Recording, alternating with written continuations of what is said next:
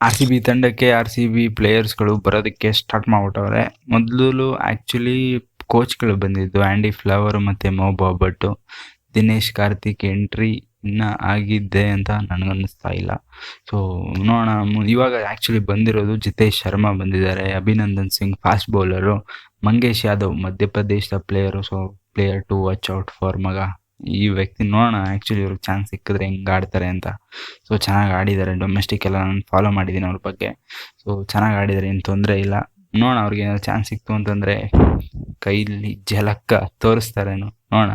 Next update actually Ishan Kishan ಬಗ್ಗೆ ಇರೋದು. ನಿಮ್ಮೆಲ್ಲರಿಗೂ ಗೊತ್ತಿರೋ ಹಾಗೆಯೇ ಹೇಸಲ್ವುಡ್ ಮತ್ತು ಪ್ಯಾಟ್ ಕಮಿನ್ಸಿಗೆ ಆ ಮೆಡಿಕಲ್ ಕ್ಲಿಯರೆನ್ಸ್ ಏನಿದೆ ಅದು ಸಿಗ್ತಾ ಇಲ್ಲ, ಸ್ವಲ್ಪ ಡಿಲೇ ಆಗುತ್ತೆ. ಅದಕ್ಕೋಸ್ಕರ ಈಗ ಸನ್ರೈಸ್ ಹೈದರಾಬಾದ್ನ ಲೀಡ್ ಮಾಡೋದಕ್ಕೆ ಇಶಾನ್ ಕಿಶನ್ ಬರ್ಬೋದು ಅನ್ನೋ ಎಲ್ಲ ಸಾಧ್ಯತೆಗಳಿದೆ.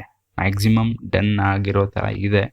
ಅಭಿಷೇಕ್ ಶರ್ಮಾ ಅಂತ ವಿಡಿಯೋ ಮಾಡಿದ್ದೆ ನಾನೇನೆ. ಆ್ಯಕ್ಚುಲಿ ರಿಪೋರ್ಟ್ಸ್ ಆ ಥರ ಇತ್ತು, ಬಟ್ ಇವಾಗ ಇಶಾನ್ ಕಿಶನ್ ಮೇಲೆ ಫೋಕಸ್ ಹೋಗಿದೆ. ಯಾಕಂತಂದರೆ ಡೊಮೆಸ್ಟಿಕಲ್ಲಿ ಚೆನ್ನಾಗಿ ಕ್ಯಾಪ್ಟನ್ಸಿನ ವಹಿಸ್ಕೊಂಡು ಪರ್ಫಾರ್ಮೆನ್ಸು ಕೂಡ ಮಾಡಿದ್ದಾರೆ, ಮತ್ತು ವರ್ಲ್ಡ್ ಕಪ್ಪಲ್ಲೂ ಕೂಡ ಚೆನ್ನಾಗಿ ಆಗಿದೆ ಅವರಿಗೋಸ್ಕರ.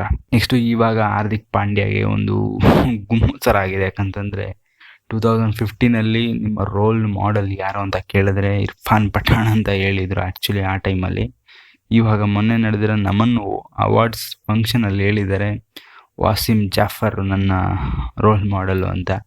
ಸೊ ಈ ವಿಷಯಕ್ಕೆ ಈಗ ವ್ಯಂಗ್ಯ ಥರ, ಇದು ಹಾಸ್ಯ ಥರ ಆಗಿದೆ. ಸೊ ನೋಡೋಣ ಏನಾಗುತ್ತೆ ಅಂತ. ಇದಾಗಿತ್ತಮ್ಮ ಇವತ್ತಿನ ವೀಡಿಯೋ. ಸೊ ವಿಡಿಯೋ ಇಷ್ಟ ಆಗಿದ್ರೆ ಒಂದು ಲೈಕ್ನ ಮಾಡಿ, ಹಾಗೆ ಚಾನಲ್ನ ಹೊಸದಾಗಿ ವಿಸಿಟ್ ಮಾಡಿತ್ತು ಅಂತಂದರೆ ಸೊ ಚಾನಲ್ನ ಸಬ್ಸ್ಕ್ರೈಬ್ ಮಾಡಿ ಅಂತ ಹೇಳ್ತಾ ಮುಂದಿನ ವೀಡಿಯೋದಲ್ಲಿ ಸಿಗ್ತೀನಿ. Until then keep watching, stay tune, ಬಾಯ್.